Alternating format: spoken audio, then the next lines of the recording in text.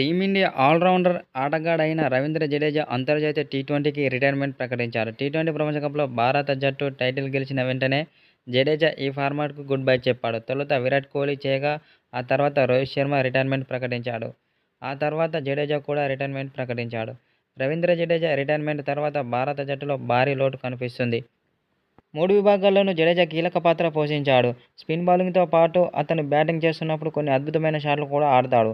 తక్కువ బంతుల్లో ఎక్కువ పరుగులు చేయడంలో అతడు చాలా ప్రావీణ్యుడు. అతని ఫీల్డింగ్ కూడా చాలా అద్భుతంగా ఉంటుంది. జడేజా తన అంతర్జాతీయ టీ20 కెరీర్లో 74 మ్యాచ్ల్లో 515 పరుగులు చేశాడు. బౌలింగ్లో అయితే 54 వికెట్లు తీశాడు రవీంద్ర జడేజా. అయితే ఇప్పుడు టీ20లో జడేజా తర్వాత అతని స్థానాన్ని ఎవరు భర్తీ చేశారనేది ప్రశ్నగా మారింది. అక్షర్ పటేల్ ఇప్పటికే జట్టులో ఉన్నాడు. అతడు ఆడడం ఖాయం. అయితే టీమిండియాకు వాషింగ్టన్ సుందర్ రూపంలో మరో ఆప్షన్ కూడా ఉంది. జడేజా లాగా సుందర్ కూడా బ్యాటింగ్, బౌలింగ్ రెండింటిలోనూ చాలా రాణించగలడు.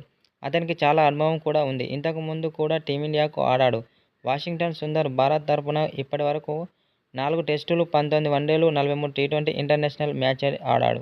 వాషింగ్టన్ సుందర్ రూపంలో టీమిండియాకు మరో యువరాజ్ సింగ్ దొరికాడని అంటూ మాజీ క్రికెటర్లు అంటున్నారు. వాషింగ్టన్ సుందర్ బ్యాటింగ్లోనే కాకుండా బౌలింగ్లోనూ చాలా అద్భుతంగా రాణించగలడు. అలాగే ఫీల్డింగ్ కూడా రవీంద్ర జడేజా లాగా చేస్తాడని కొందరు మాజీ క్రికెటర్లు అంటున్నారు.